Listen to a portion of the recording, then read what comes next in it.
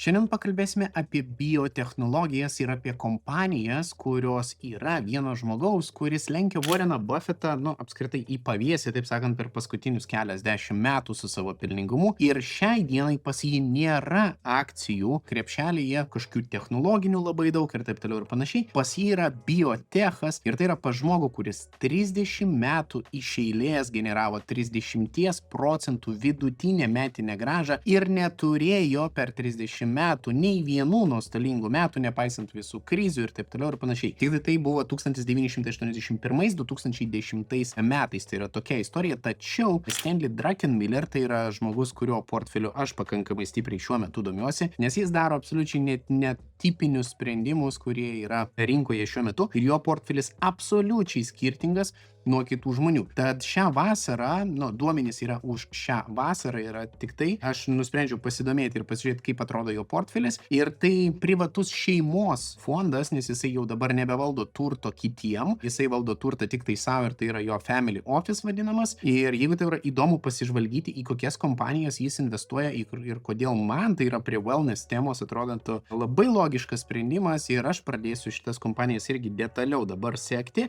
ir seksiu ir pačio Stanley Druckenmillerio portfelį ir po to darysiu irgi apžvalgas. Jeigu tau yra įdomu, prenumeruok šitą kanalą, stebėk šitą video. Na ir priminimas, kad mano viešas portfelis lygiai taip pat yra pasiekiamas tik tiek, kad tau nereikia 3 mėnesių laukti, kol aš ataskaitą supildysiu. Tu gali po jį pasižvalgyti visiškai nemokamai su nuoroda apačioje. 4700 žmonių Lietuvoje jau prenumeruoja šitą daiktą. Tad jeigu tau yra įdomu, svarbiausias momentas, jeigu žiūri per mobilų telefoną, tai tau reikės per kompiuterį užsiprenumeruoti portfelį, nes per telefoną tiesiog šitas veiksmas neveikia.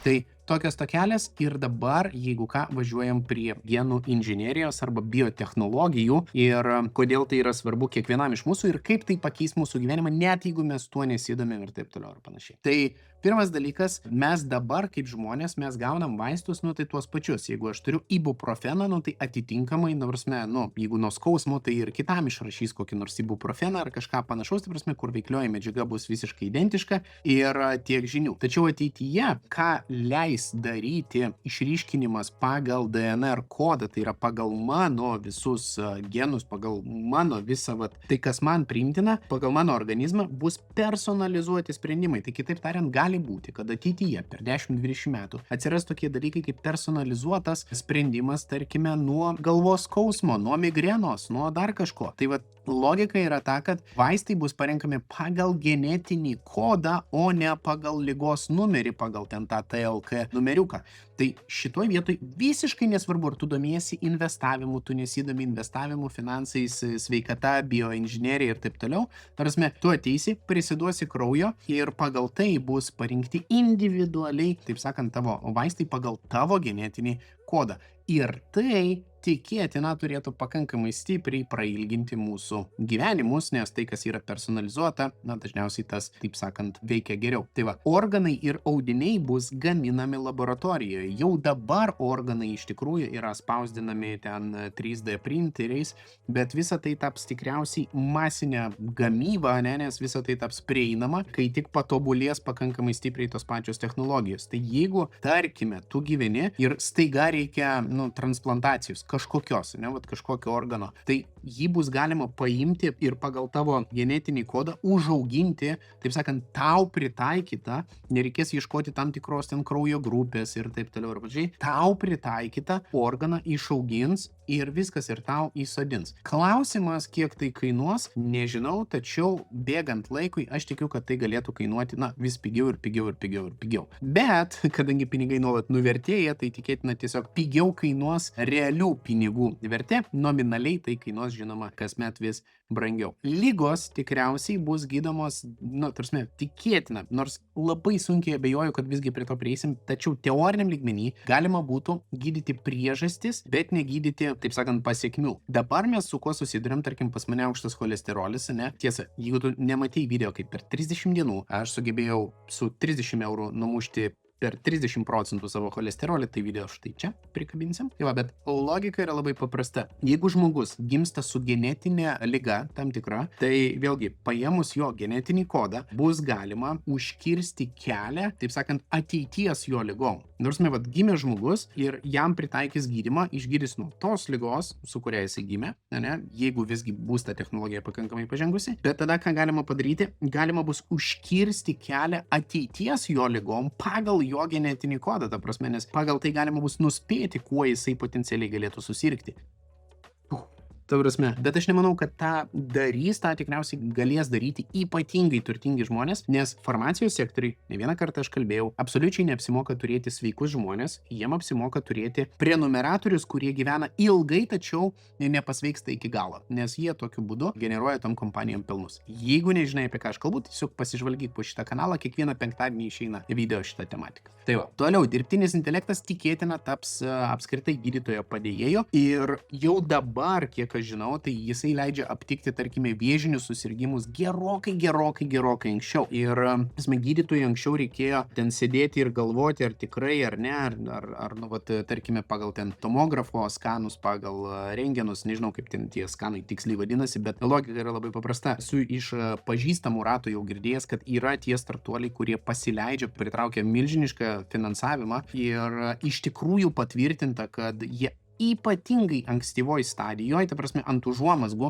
gali aptikti tam tikras vėžio formas greičiau negu tą būtų padaręs gydytojas pagal tą pačią nuotrauką. Kabum! Ta prasme, tai jau egzistuoja, tik tai supraskime, kad tai neprieinama dar kiekvienam. Vakcinų, vaistų kūrimas bus daug greitesnis. Dabar ką tai reiškia, kad jeigu mes žiūrėjom ir COVID vakcinos buvo sukurtos per kelis mėnesius, tai gali būti, kad vakcinos bus kūriamos pagal tą patį mRNA technologiją. Tai prasme, jos gali būti atskirai po to pritaikytos pagal tam tikrą genų grupę, ne? Vėžiui, gripui, autoimuniniam ligom ir panašiai, ir jos gali būti sukurtos, nemoku paaiškinti šitą vietą, ant bazės, pritaikius tam tikrą poveikį, nuo kurio reikia vakcinos, jinai bus padaryta per kelias dienas. Va taip, ir jos net nereikės testuoti ant žmogaus, nereikės testų, jinai bus padaryta. Tai yra neįtikėtina. Tada senėjimo stabdymas. Tai bendrai jau vyksta eksperimentai, kurie gali teoriniam lygmenį prailginti 10-20 metų žmogaus gyvenimą. Tai ta prasme, koreguojant ir lendant į genų inžineriją, ir koreguojant tam tikras vietas,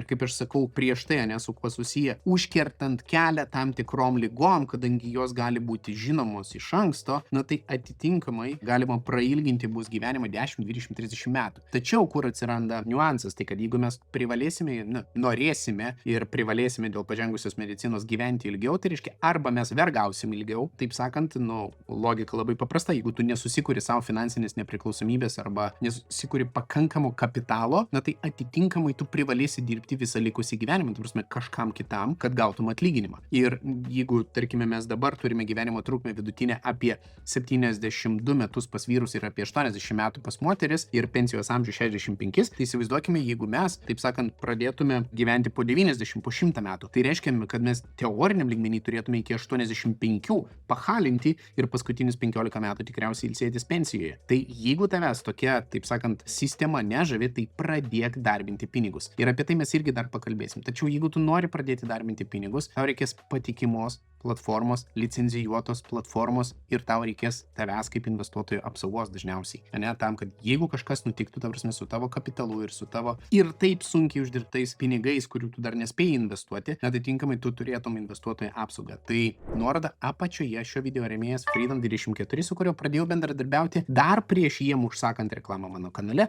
Tai brokeris, kurį pasirinkau dėl to, kad paprasta, patogu ir, taip sakant, prieiga prie daugiau negu milijono instrumentų rinkoje, ko tikrai, pradžiai tikrai per akis pakaks. Plius, jeigu yra noro pigiausi opcionai rinkoje, tai ta prasme pigesnio varianto nėra, pirkimas, pardavimas akcijų arba fondų kainuoja tik tai 2 eurus, palyginti ten su kitomis platformomis, kurių neminėsiu vardų, yra ir po 10 ir po 15 eurų. Tai va, tai logika yra labai paprasta. Jeigu dar neatsidarai, tai paprasčiausias dalykas, atsidarai vertybinių popierių sąskaitą, pasipildai, nedaryk klaidos, pildykis tik tai pavedimu, ne kortele, nes kortelė paima 2 procentus. Ir pasirink savo investicinį portfelį. Viskas. Tai gali būti kaip pavyzdys. Tas pats SPYL, tai yra 500 didžiausių JAV korporacijų ir pasižiūrėkim akcijos. Viskas atrodo komplikuotai, tačiau viskas gerokai paprasčiau negu gali pasirodyti. Atkeliaujam, spaudžiam SPYL, tai yra S&P 500. Viskas. 14 pinigų gali nusipirkti 100 kompanijų, JAV 19 eurų. Taip sakant, kiekvienas gali pradėti investuoti labai pigiai. sakant, mano galva, tai yra tikrai vienas paprastesnių pasirinkimų pradėti didinti savo kapitalą tam, kad ateityje nereikėtų pahalinti, taip sakant, iki gyvos galvos. Tai va, tai pradėk rūpintis savimi. Good, keliaujam toliau per idėjas, tai kaina mažės tikriausiai medicinos paslaugų, taip sakant, vėlgi, reali kaina. Nominali nemažės dėl to, kad tiesiog pinigai spausdami ir pinigų vertė krenta. Bet realiai turėtų bent jau dirbtinis intelektas padaryti taip, kad tai turėtų tapti prieinama vis daugiau ir daugiau žmonių. Na, mums tikriausiai tam, kad patekti pas gydytoją, čia minusas, reikės pabendrauti su dirbtiniu intelektu pradžiai, o po to nukeliauti pas gydytoją jau. Nu, tai va čia ir pliusas, ir minusas. Tačiau prieinamumas tikėtina didesnis, bus daugiau savitarnos. Tai va. Bet, kaip ir sakau, bus ir minusų tikriausiai, nes genų redagavimas teoriniam lygmenį jisai galėtų būti naudojamas netgi vaikų tobulinimui, ne? Tai realiai galima bus pakoreguoti dar prieš gimstant vaikui, taip sakant, įsikišti į jo genomą ir ten kažką pakoreguoti ir atitinkamai, nu vėlgi, ar nebus manija tokia užėjusi gaminti tobulus žmonės. Ir čia mes pereinam prie fantastikos srities, tačiau tai yra visiškai, mano galva, realus, potencialiai galimas scenarius per 10-20 metų, kai mes pradėsime kištis į dar negimusio žmogaus genų inžineriją ir kurti tą žmogų tokį, koks jisai, vat kaip per kompiuterį, nežinau, užsisakyti.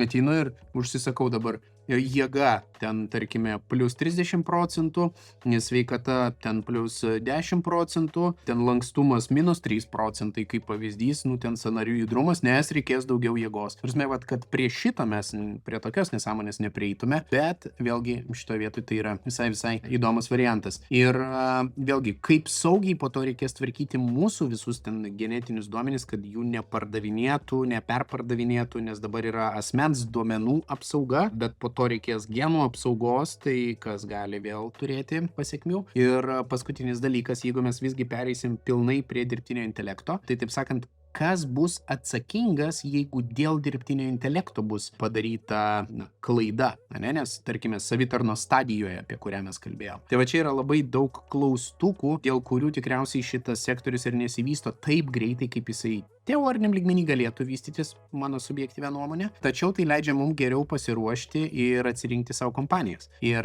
vėlgi, jeigu taip reziumuojant, tai per atinčius 10-20 metų mes teoriniam lygmenį turėtume turėti mažiau kančios, nes bus personalizuoti vaistai, mes turėtume turėti didesnį prieinamumą ir mes turėtume potencialiai galimybę užkirsti kelią tam tikrom lygom, kuriam būtume susirgę ir nugyventi ilgesnį gyvenimą. Jeigu tai tave žavi, valio, mane tai iš tikrųjų žavi, vėlgi dabar pasiklausius ten podcastų, mano tokia idėja, kad reikia gyventi kuo ilgiau, nes panašu, kad tada galima bus, tiesiog daryti visiškai neįtikėtinus dalykus su savo sveikata. Tačiau tam reikės pinigų. Dabar kalbant apie pinigus, jeigu mes atkeliausim į Stanley Druckenmillerio portfelį, dabar pabrėšiu, nuo 1981 metų šitas žmogus generavo 30% vidutinę metinę grąžą, nuo 88 iki 2000 jisai dirbo pas Sorosą fonde ir tenai generavo kaip fondo valdytojas pagrindinis 35% vidutinę metinę grąžą. Aš apie tai rašiau Financial Defiance mūsų grupėje Facebook'e, tai tiesiog užsukit ir pasiskaitykit apie Stanley Druckenmillerį. Rezultatai įspūdingi. Nei vienų nuostolingų metų, ta prasme, turint minty nuo 81 iki 2010 metų, jisai praėjo kaip minimum 3-4 krizės,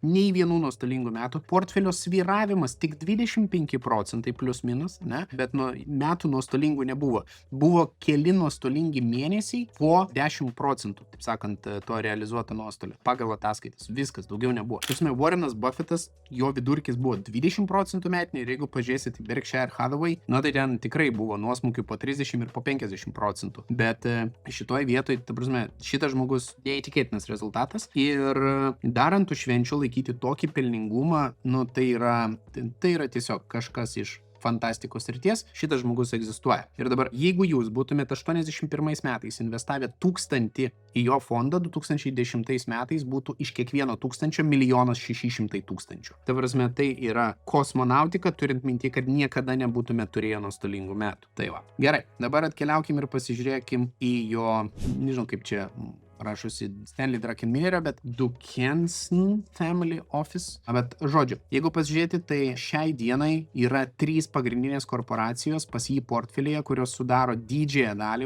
jeigu pažiūrėkit, Natera, Teva ir INSM. Bendrai pas jį 65 kompanijos yra portfelyje, tačiau top 20 kompanijų sudaro 73%, iš kurių, ta prasme, didžioji dalis portfelio sėdi būtent šitose kompanijose, $500 milijardo bent jau šiai dienai sėdi Naterai. Dabar štai tokią sandarą, žinoma, galima pasižvalgyti ir po kitas pozicijas, tačiau kai fondo sandara atsinaujins, aš padarysiu dar papildomą video, pasižiūrėsim, galbūt kažką galėsim savo į portfelius prisidėti, jeigu jums yra įdomu, nes šitie feelingai, jie yra vieši, tačiau šiek tiek vėluoja, tai bet irgi galima bus pasižiūrėti. Tai nes, vis tiek įdomu, kur tokie žmonės kiša savo pinigus. Tai dabar kalbant apie 3 kompanijas, kuriuose daugiausia pinigų. Pirma yra Natera. Ką jinai daro, jeigu pasižiūrėsime į kompaniją, tai provides cell-free DNA and genetic testing, tai genetiniai bandymai, dedikuota onkologijai ir moterų sveikatai ir organų sveikatai, bet labiau organų transplantacijai. Tai čia yra šita kompanija, galit pasiskaityti apie ją dabar. Jeigu žiūrėti iš finansų pusės, pajamos auga, ta prasme, tokiais kiekiais, kad, nežmoniškai. Tačiau kur yra problema, kompanija negeneruoja pelno. Nes jeigu žiūrėsime gross margin, tai jų pelno marža prieš mokesčius kilo, aišku, nuo 3,3 iki 60%, tačiau jų sąnaudos yra labai didelės, sąnaudos po truputį mažėja, pelno marža didėja, pajamos didėja. Šiaip atrodo labai žavingai, taip sakant. Ir jeigu pažiūrėti į ketvirtinį rezultatą, tai ta prasme tas minusas išsilaiko, bet vėlgi nepavyksta jiems sumažinti savo operatyvinių išlaidų, o marža lieka ties 64-65%, bet nuosekliai didėja. Tai vadinasi, įmonė turi perspektyvos ir, įsivaizduokit, sugebat uždirbti daugiau, sugebat išspausti daugiau pelningumo, tačiau vis dar neveikiat pelningai. Turėtų būti frustracija, bet aš manau, kad šitoje vietoje kažkas, taip sakant, mato jo perspektyvą ilgojo laikotarpiu ir jeigu žiūrėsime į ateinantį dešimtmetį, tai galėtų būti ta kompanija, kuri gali būti pelninga ir gali pelningai veikti, tada prasidės tikrasis tas, taip sakant, bumas. Tai logika su šita kompanija yra tokia, tai yra Natera, jeigu yra noro, atkeliaujam čia, atkeliaujam į Freedom 24, susivedam štai čia Natera, ir galit prisidėti savo į portfelį. Tačiau visada prisiminkit, pasitikslinkit, prie kokių kainų Stanley Druckenmilleris irgi pirko, nes jo vidutinė užpirkimo kaina buvo 86. Tai nereiškia, kad kompanija negali važiuoti iki 400, 600, 800, tačiau, tarsi, jau neblogai visai paaugo. Tai vėlgi reikia atlikti savo analizę ir pasižiūrėti, ar jisai neišeidinės iš tų pozicijų, jeigu irgi pas jūs yra noro kažkiek galbūt pakopijuoti tokio žmogaus portfelį. Gerai, keliaujam prie kitos kompanijos, tai yra Teva Pharmaceutical. Ką jie daro, tai yra Izraelio farmaceutinė kompanija ir jie operuoja 3 segmentuose: Šiaurės Amerika, Europa ir globali rinka. Kiekvienas verslo segmentas turi tam tikrą savo portfelį, pritaikytą tam tikram regionui, kas įtraukia į save genetiką ir specialty and over-the-counter products. Tai yra, neviešai prieinamus produktus. Tai jeigu žiūrėti, ta prasme, irgi į finansus pasižiūrėjus, kompanija auga po truputį, ypač paskutiniu metu, tačiau jinai negeneruoja pelno, bet sugeba po truputį auginti savo pelno maržą. Ir jeigu pasižiūrėsime dabar ketvirčio rodiklius, tai ketvirtis iš ketvirčio jau pagaliau džiugina, nes jeigu metai iš metų žiūrėsim, tai nebuvo labai džiuginančio augimo, tačiau ketvirtis iš ketvirčio jie auga ir pagaliau 3 ketvirčius iš eilės jie tapo pelningi. Tai tas jau labai džiugina, nes kompanija išlipo iš savo tų nuostolingų nuolat mėnesių. Ir jeigu pasižiūrėti prie tax income, ta prasme, tokie procentai, ta prasme, operating income augimas, pažiūrėkit kokiais procentais, tai yra kosmonautika bendrai paėmus. Ir aišku, jie skiedžia akcijas. Jeigu pasižiūrėsime į akcijas average shares, tai buvo 1,12 milijardų, dabar 1,16, tai jie išleidžia akcijas, pritraukia kapitalą, bet kompanija jau pradėjo veikti pelningai. Ta prasme, visai įdomus įdomus toksai variantas. Vėlgi, jeigu žiūrėsim, tai tas free cash flow, tai laisvas pinigų srautas svyruoja, tačiau jisai praktiškai yra milijardų. Tai turint minty, kad kompanijos pačios kapitalizacija yra 27 milijardai ir vat jinai atrodo techniškai štai taip. Vienu momentu akcija kainavo beveik $70 už vieną vienetą. Na ir iš investuotojų pusės, jeigu žiūrėsim, tai visai tampa patrauklu, taip sakant, jos turėti galbūt portfelyje ilgam laikotarpiui. Ir turint minty, kad tai yra antra pagal dydį pozicija šito žmogaus fonde, tai tas irgi nemažai kas pasako. Analitikų prognozė strong buy. Tai va, bet vėlgi pasidarykit savo analizę, kaip ją susirasti, nu tai tas pats. Tėva copy,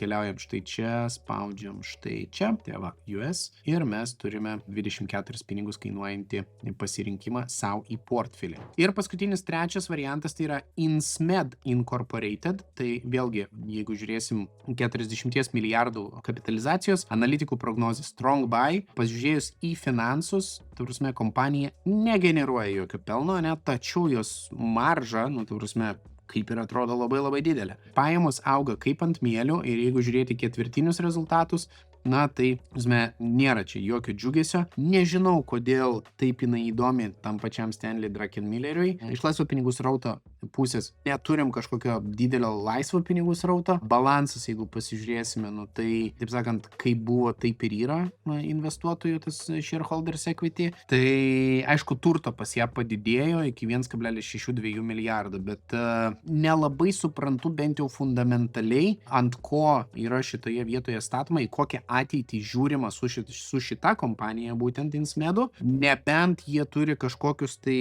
patentus, kurie turėtų išeiti ir kurie turėtų būti patvirtinti, taip sakant, ir turėtų iš to jį uždirbti, ta prasme, ateityje. Kitu atveju nežinau, bet vėlgi, kažkada buvo labai didelė akcijų kaina, vėl po to buvo ir dabar pradeda vėl atkilinėti. Tai va, tai pasižiūrėsim, jeigu žiūrėti į investuotojus, tai investuotojai po truputį didina irgi, taip sakant, ir JP Morganas, ir Vanguardas, ir Bank of New York, taip sakant, tai top buyers, jeigu pasižiūrėsim, Federated Hermes, Fiera Capital, tai, Sebas netgi, taip sakant, padidino 97%. Tai man atrodo, kad kažko galbūt mes nematome ir reikėtų detalesnės šitos kompanijos analizės, tačiau aš noriu sulaukti paskutinio to, taip sakant, fondo ataskaitos, pagal kurią pasižiūrėsiu, ar šitos pozicijos buvo didinamos ar buvo mažinamos, pagal tai bus galima irgi daryti tam tikras išvadas, kas būtent buvo įdomu tam pačiam ponui Druckenmilleriui, bet jo galvą neįlysim,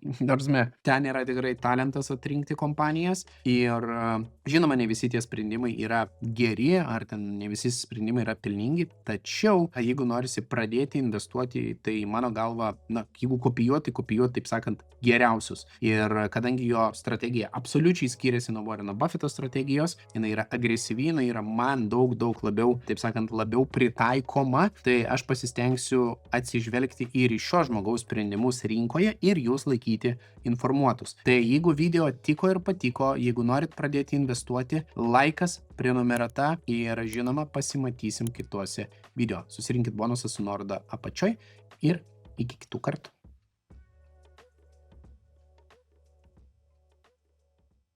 Tėva.